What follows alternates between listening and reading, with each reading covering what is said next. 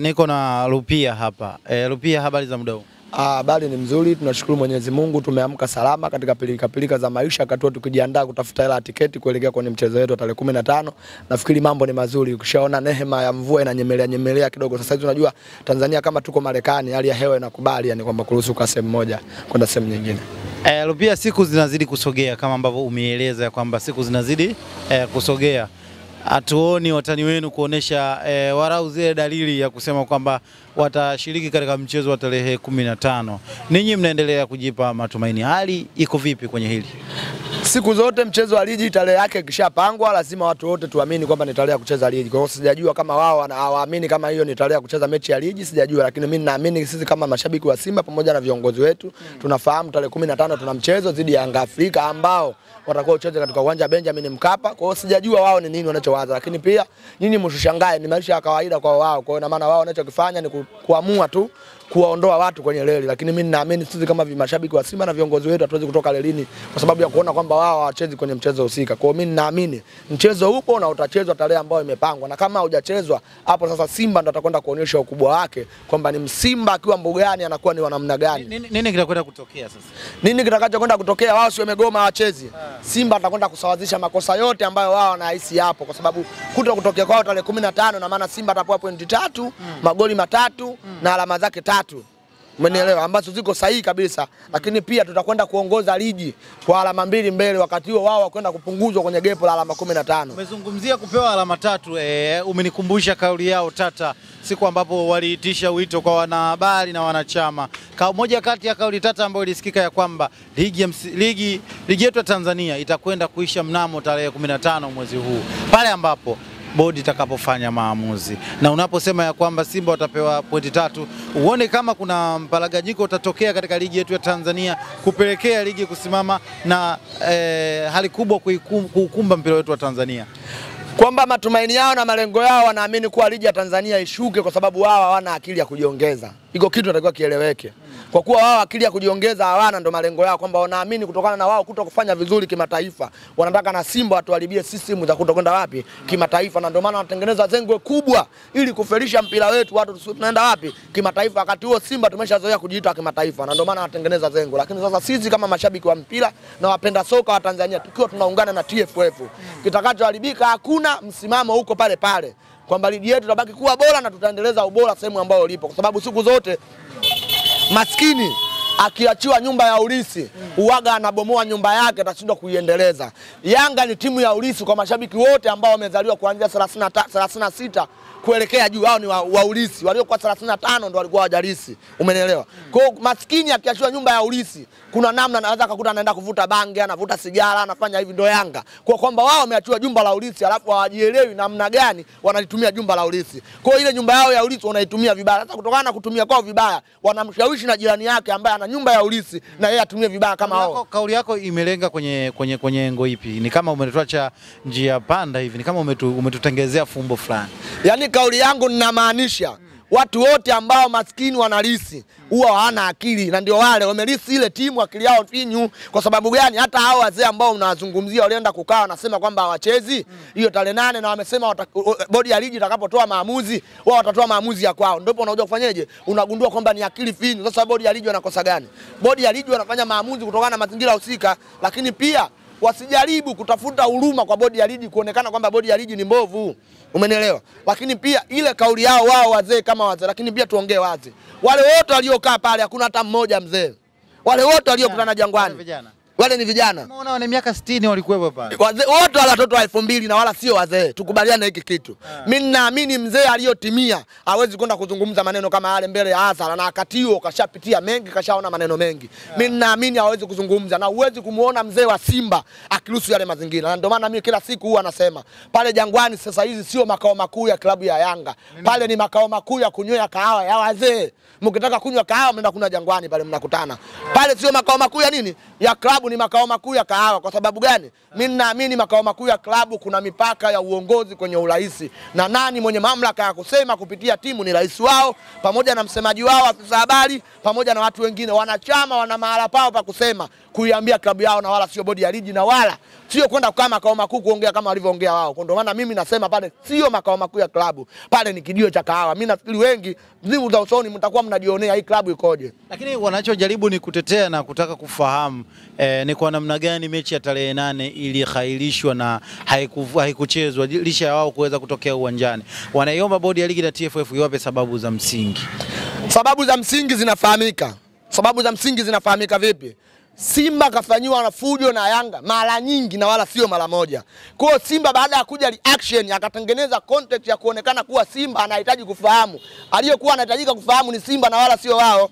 Wao uwanjani waliweka nini unatuzuia, lakini pia kutokana na kanuni ambayo inamruhusu mwenye mgeni wako kuja kufanya mazoezi siku moja kabla ya mechi, maana yake ni kutambua uwanja wa kuchezea mechi. Unatuzuia kwenye uwanja wa kuchezea mechi. Mechi tunajua kucheza wapi? Ina maana Simba tulikuwa tujui uwanja kuchezea mechi na ndio maana tuseme hatuchezi. Kwa sababu tumekuja uwanjani ambako tumepewa taarifa. Amkutoa taarifa. Taarifa tumetoa. Viongozi wa Simba wako clear. Wako kwenye uweledi mkubwa na ndio maana ili ujue viongozi wa Simba wako kwenye uweledi. Kwenye hili sakata lao wameenda mahakama karibia 200,000 na zote wamefeli. Hakuna hata mahakama moja waliofaulu. Mimi nilikuwa naamini wale Tilipui wanaenda mahakama ya serikali sasa. Wamefukuzwa.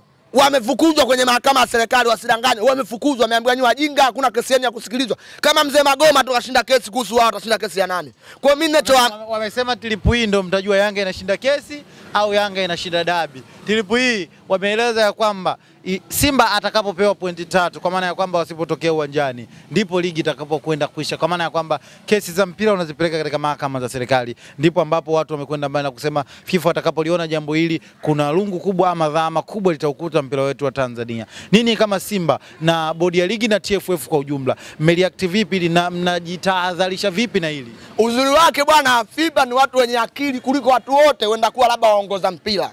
Umenielewa? Na ndio maana wana sheria ngumu kuliko sheria zote za FIFA na bodi zenu za ligi. Kwanza FIFA sio kwamba klabu moja imepeleka timu mahakamani ndio tayari ile FIFA aje wapige lungu, iko kitu hakipo.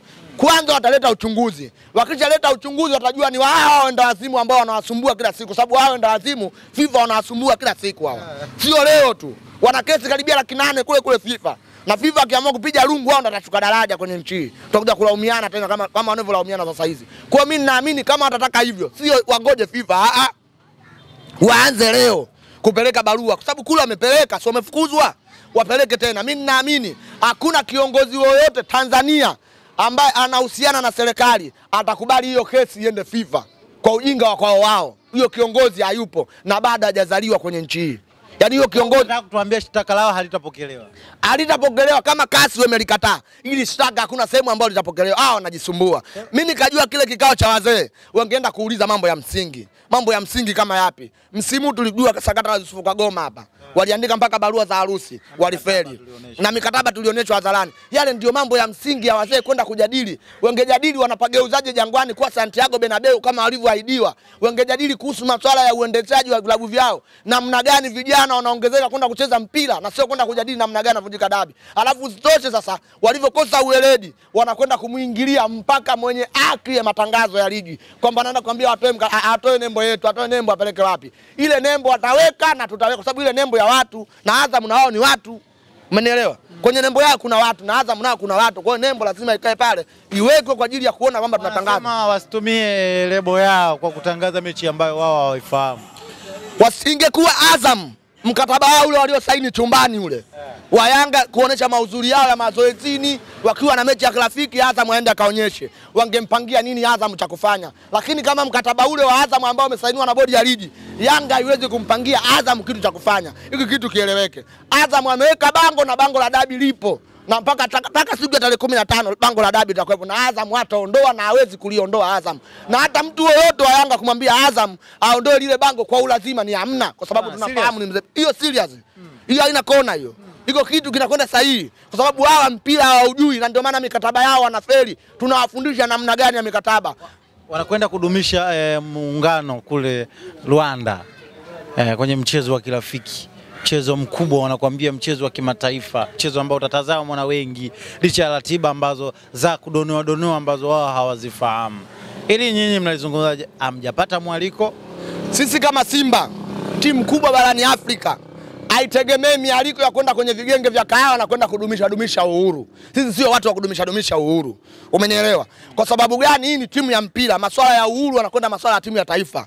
Ndio tunachojua sisi, ndio timu za kudumisha uhuru. Sisi kama klabu sio watu wa kudumisha uhuru. Ndio maana sherehe hizo za kijinga sisi utuoni. Sisi tunaonekana kwenye mambo makubwa. Na ndio maana hii inawapa jeuri wao kujiona wamepigania na uhuru kwenye nchi hii. Swali la msingi, wanasema wao wamepigania uhuru. Tunafahamu waliopigania uhuru wote walikuwa na viongozi wao. Akina Chifu Mkwawa, akina Kinjeketile Ngwale na wazee wengine walikuwa machifu. Wao ndio walikuwa wanapigania uhuru. Watuambie wao kipindi wanapigania uhuru, kiongozi wao alikuwa nani ambaye alikuwa anakwenda kupigania uhuru? Aliyokuwa anaenda kuwaambia sasa, bwana nyewe wakoloni, ondokeni, sisi viongozi wa Yanga tunataka nchi. Lakini pia wanadai kuwa walikaa kwenye makao yao makuu.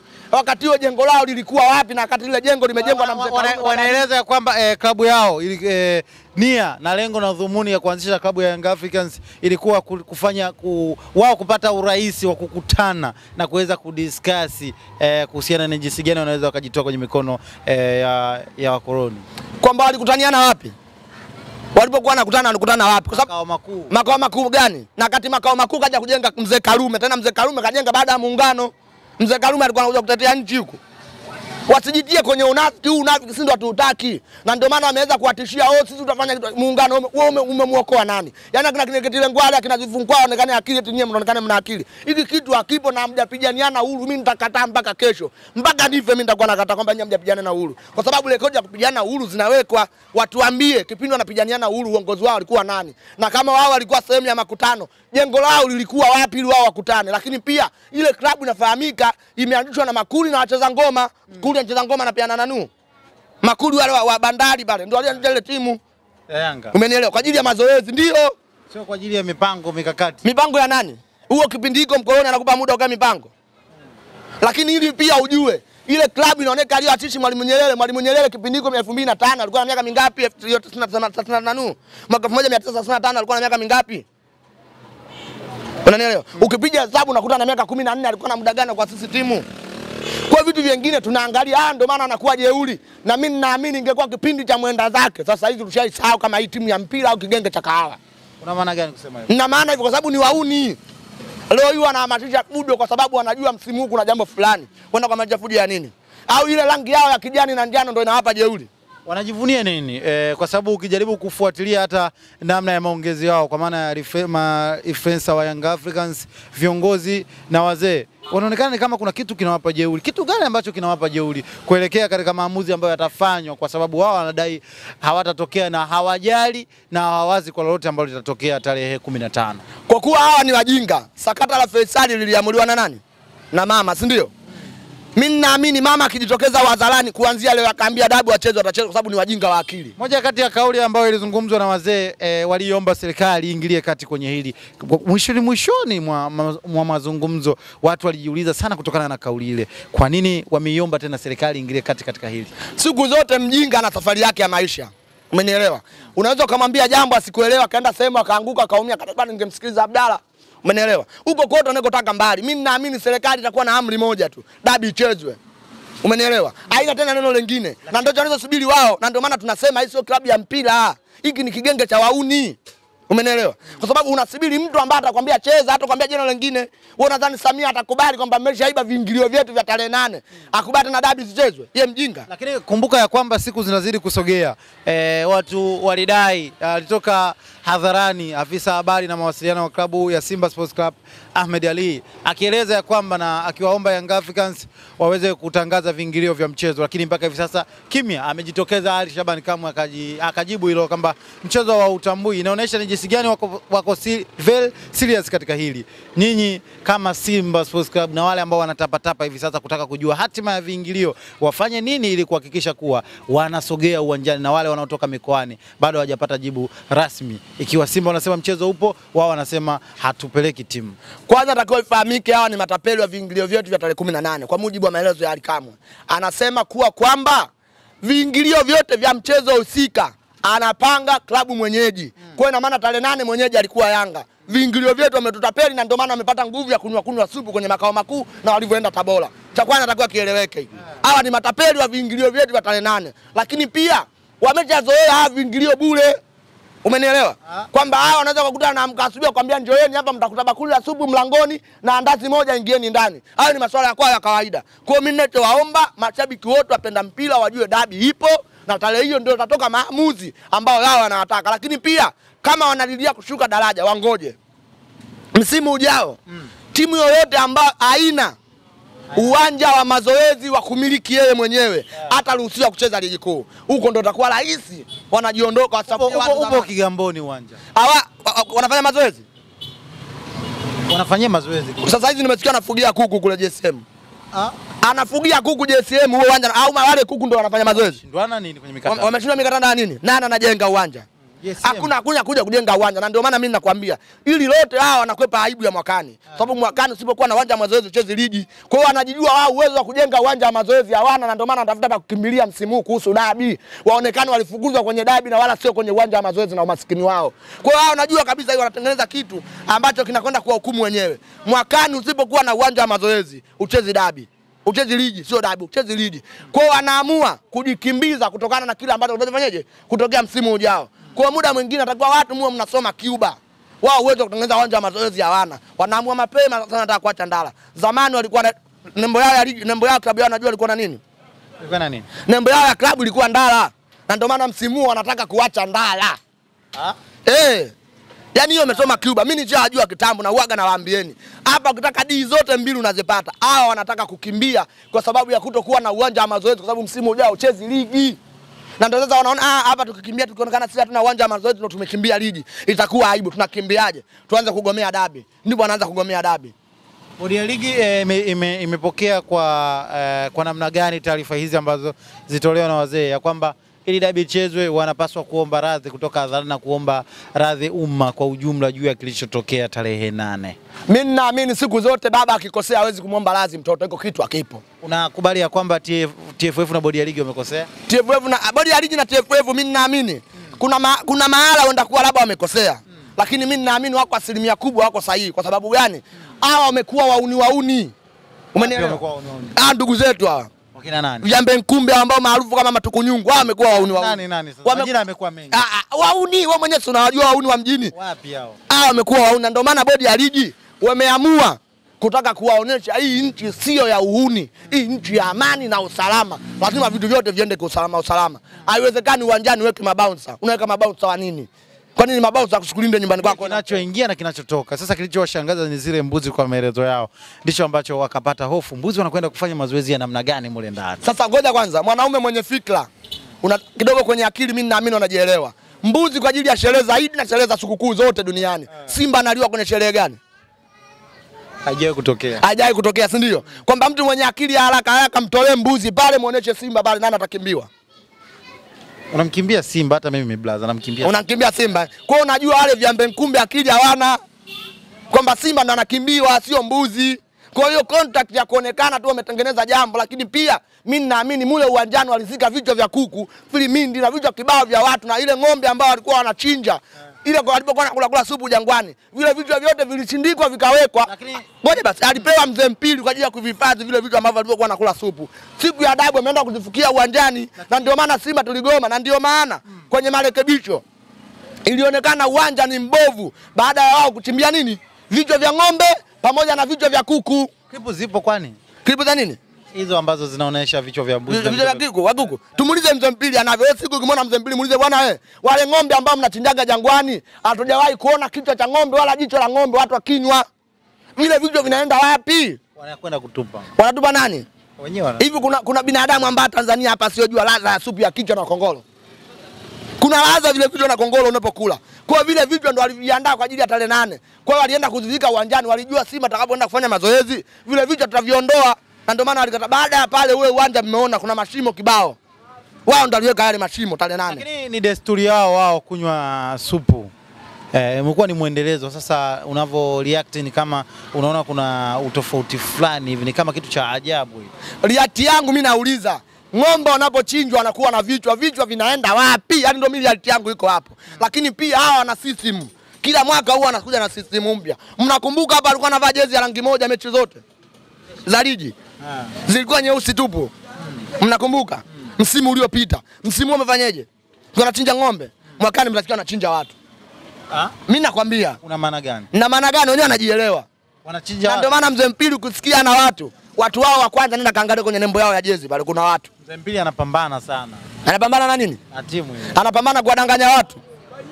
Anajikuta mganga wa timu hapo hamna kitu. Kama mganga wa timu aliambiwa atafute goli moja na SM Alger pale akashindwa kalala mbele. Yule muuni kama muuni mwingine. Ni matokeo ya mpira. Matokeo ya mpira ya wapi? Goli moja Benjamin Mkapa unatundwa kufunga, lakini Simba ungeambiwa unaweza kutoka matokeo ya mpira.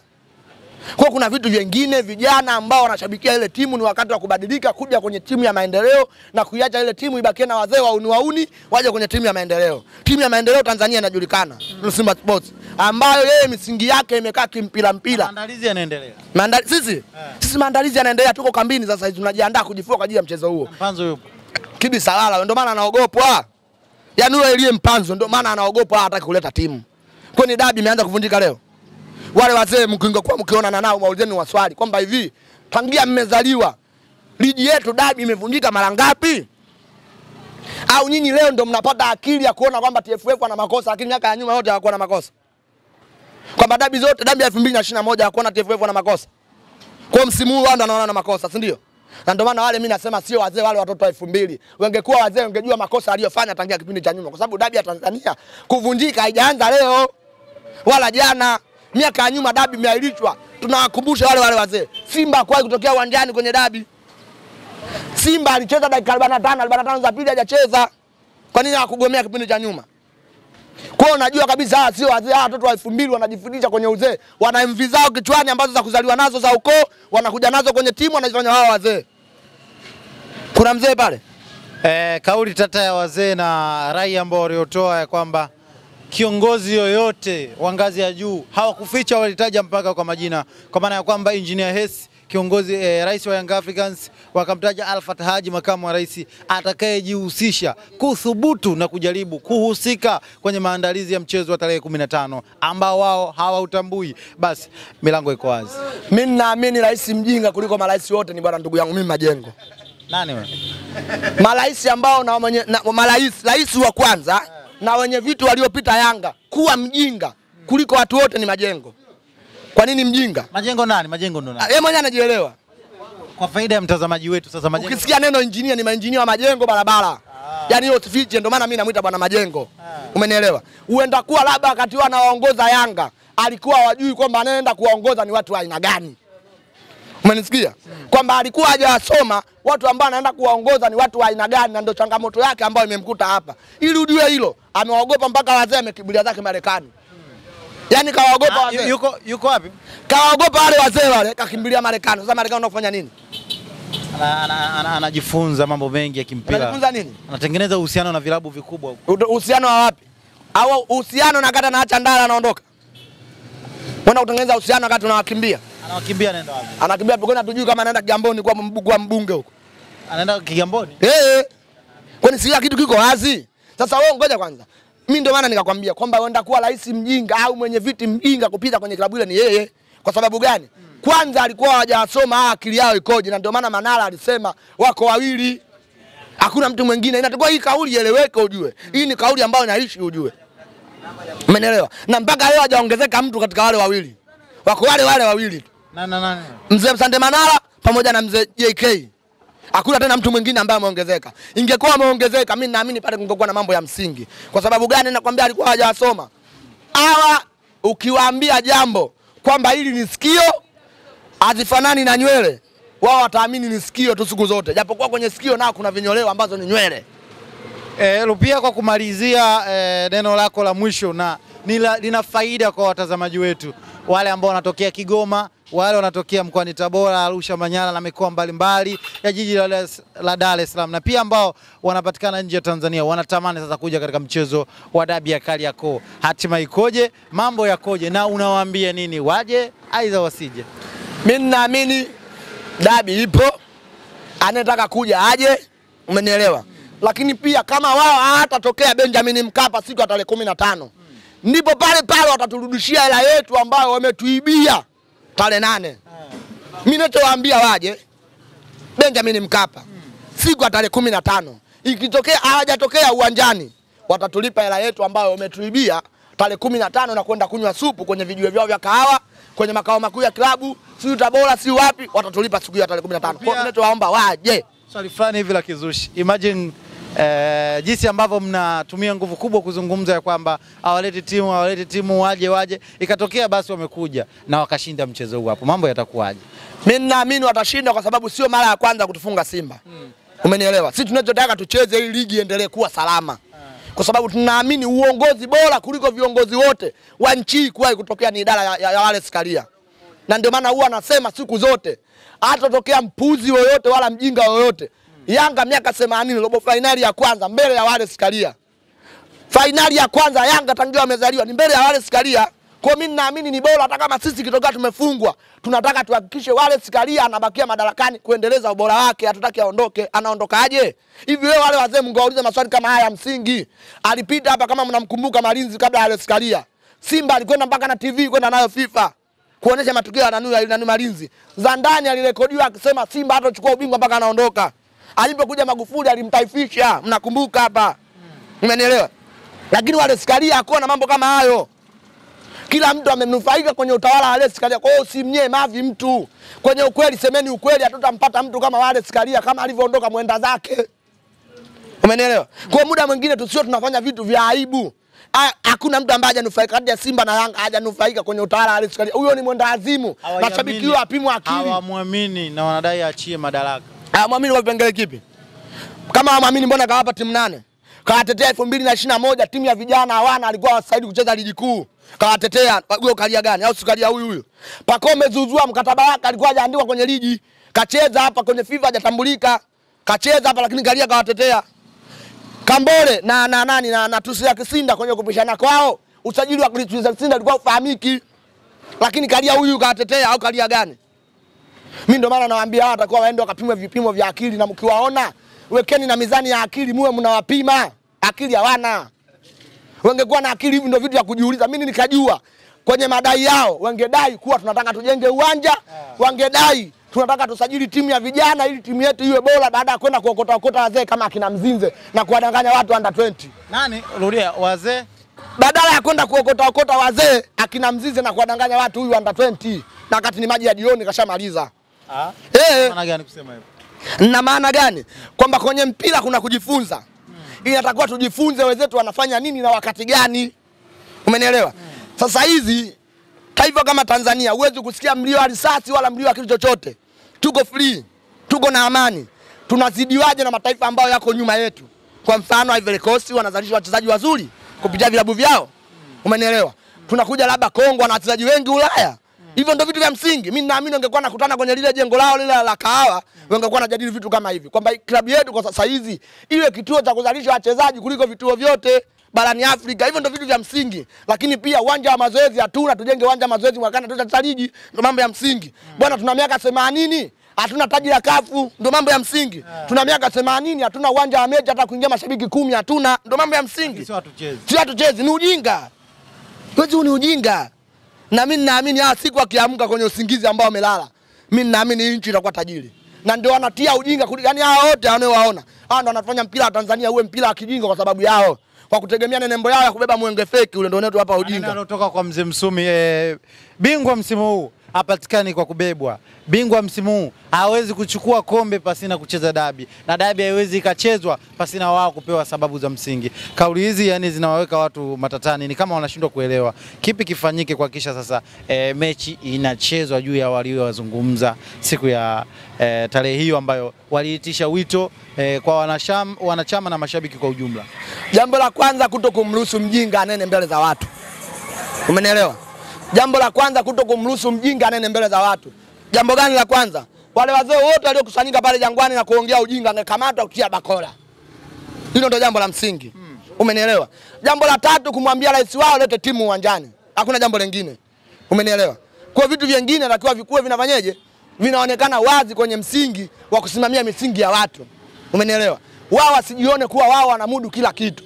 Mimi naamini bingwa atapatikana kwa mfumo wowote ambao unahitajika kupatikana bingwa. Iwe kwa kubebwa, iwe kwa namna gani, bingwa atapatikana kwenye ligi na msimu ujao. Tunawaambia ikitokea hajatokea tarehe 8, Simba kapewa pointi 3. Tunawakumbusha hizi kanuni zipo kwenye bodi ya ligi. Maana wengine hawajui kanuni. Akiwa hajatokea kwenye mchezo husika, atakatwa pointi 15, mpinzani wake atapewa pointi ngapi? 3, magoli 3 na ushindi, maana ndio ushindi wenyewe. Lakini pia msimu ujao ikitokea hata kama wamemaliza nafasi 4 za juu, hawatashiriki kombe lolote la CAF. Sije mwakani akajiona wameishia nafasi ya pili afu anaambiwa nyewe kusanyeni baruda. Sababu itakuwa ndo hii. Kanuni iko wazi. Anayenyang'anywa pointi kwenye ligi yake kutoka kwenye mchezo mashindano ya CAF achezi. Iko wazi. Tusitarajie Al Ahly msimu ujao kwenye mashindano ya CAF. Inategemea kanuni yao ya ligi yao nasemaje. Kanuni yetu sisi ndio inasema. Ligi inasema hivyo. Hivyo vipengele viko asije baadaye akaanza kupigana tena hao. Wasiwaone watu wajinga. Umeelewa? Kulikuwa na kushuka daraja. Kanuni ilikuwa inasema ashuke daraja. Sema sasa hizi kidogo tumewabembelezea tunataka tubaki nao na msimu ujao, na ndio maana ile ya daraja kushuka tumeiondoa, wabaki kidogo kwenye ligi. Wabaki kidogo kwenye ligi ndio nukta ambayo ameiweka. Bana juu ya kilichozungumzwa hapa si kunena tu bali amepasuka, ametema cheche.